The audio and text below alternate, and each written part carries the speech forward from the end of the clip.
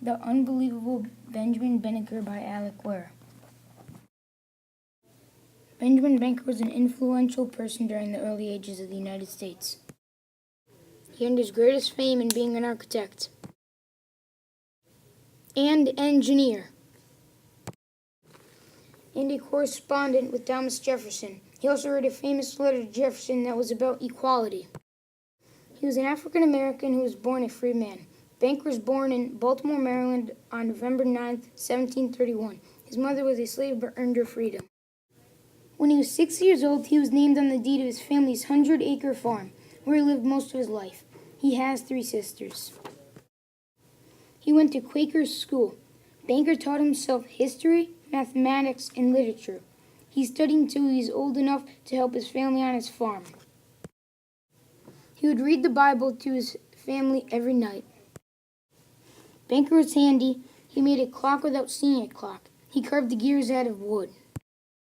He inherited his grandparents' farm where he grew tobacco. Banneker researched astronomy and did the math and science to calculate when eclipses would happen. He became famous and respected when he correctly calculated one on April 14, 1789. He published a yearly almanac that made him famous around the world.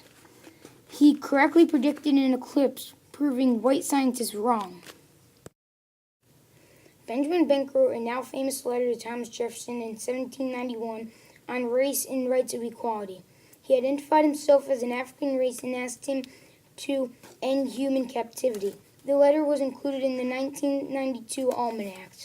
Jefferson replied in a series of statements that expressed his interest in the advancement of Americans' black population.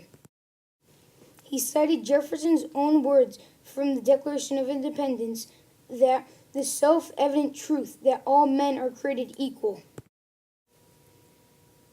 Banneker challenged Jefferson and his fellows to wean yourselves from those narrow prejudices which you have imbibed with respect to African Americans.